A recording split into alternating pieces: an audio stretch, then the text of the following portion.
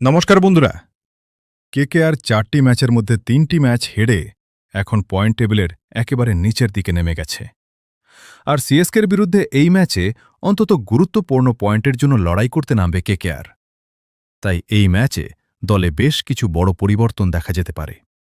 অন্যদিকে সিএসকে তাদের প্রথম ম্যাচ জিতে এখন পয়েন্ট টেবিলে ৯ নম্বরে রয়েছে। তাই আজ আমরা আলোচনা করব সিএসকে বনাম কেকেআর এই হাই ভোল্টেজ ম্যাচ নিয়ে এবং দেখব কলকাতা নাইট রাইডার্সের প্লেয়িং 11-এ কি পরিবর্তন হতে পারে। সেই সঙ্গে বিশ্লেষণ করব চেপকের পিচে কেকেআরের গেম প্ল্যান কি হতে পারে, কোন স্ট্র্যাটেজি নিয়ে তারা মাঠে নামতে পারে এবং কোন প্লেয়াররা গুরুত্বপূর্ণ ভূমিকা পালন করতে পারেন। তাই আজকের ভিডিওটি হতে চলেছে খুবই ইন্টারেস্টিং। ভিডিওটি শেষ পর্যন্ত অবশ্যই দেখবেন। আর এই রকম আইপিএলের সমস্ত টিমের লেটেস্ট নিউজ, আপডেট এবং ম্যাচ অ্যানালিসিস পেতে আমাদের চ্যানেলটি সাবস্ক্রাইব করে বেল আইকন প্রেস করে রাখুন, যাতে কোনো আপডেট মিস না করেন। চলুন শুরু করা যাক আজকের ভিডিও। কেকেআর এবং সিএসকের এই হাই ভোল্টেজ ম্যাচটি অনুষ্ঠিত হবে ১৪ এপ্রিল এম.এ. চিদাম্বরম স্টেডিয়ামে। চেপকের পিচ মানেই যে শুধু স্পিনারদের জন্য স্বর্গ, এমনটা কিন্তু একদমই নয়। এই সিজনে দেখা যাচ্ছে পিচটি শুরুতে বেশ শক্ত এবং ব্যাটিং ফ্রেন্ডলি। ম্যাচের প্রথম কয়েক ওভারে ব্যাটাররা ভালো সুবিধা পেতে পারে, বল ব্যাটে সুন্দরভাবে আসবে এবং শট খেলা তুলনামূলক সহজ হবে। তবে খেলা যত এগোবে বল পিচে পড়ার পর কিছুটা হোল্ড করে আসবে, অর্থাৎ একটু থেমে ব্যাটে পৌঁছাবে। আর ঠিক এই জায়গাতেই ব্যাটারদের টাইমিংয়ে সমস্যা তৈরি হতে পারে, বিশেষ করে মিডল ওভারে বড় শট খেলতে গেলে।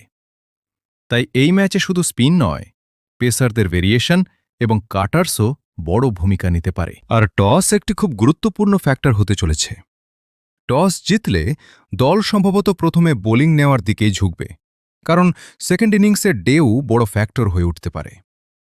এবার দেখে নেওয়া যাক কেকেআরের সম্ভাব্য প্লেয়িং 11 কেমন হতে পারে। প্রথমে ওপেনিং করতে আসতে পারে ফিন অ্যালেন এবং সুনীল নারিন।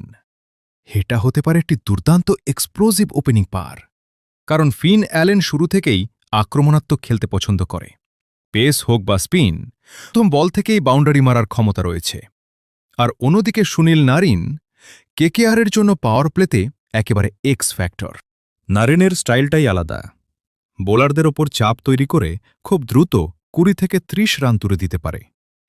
এই দুজন যদি একসাথে ওপেন করে, একজন ডানহাতি পাওয়ার হিটার আরেকজন আনপ্রেডিক্টেবল বাঁহাতি অ্যাটাকার, তাহলে বোলারদের জন্য লাইন লেন্থ সেট করাই কঠিন হয়ে যাবে।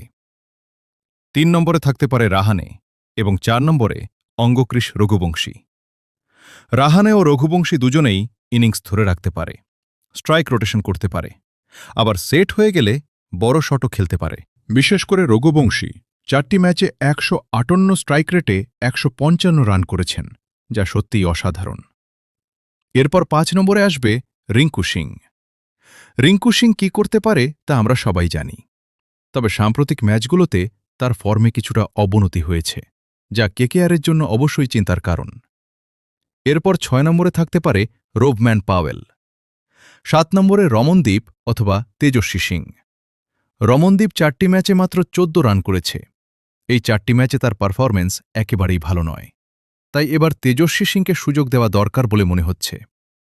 এরপর ৮ নম্বরে অনুকূল রায়, ৯ নম্বরে ভরুণ চক্রবর্তী, ১০ নম্বরে বৈভব অরোরা, আর ১১ নম্বরে মাথিসা পাথিরানা যদি পুরোপুরি ফিট থাকে না হলে ব্লেসিং মুজারাবানি। আমরা দেখেছি আগের ম্যাচে ডেথ ওভারে ভালো বোলিং না করার জন্য জেতা ম্যাচ হারতে হয়েছিল কেকেআরকে। তাই মুজারাবানি বা পাথিরানা দলে আসলে ডেথ বোলিং আগের থেকে অনেক বেশি শক্তিশালী হবে।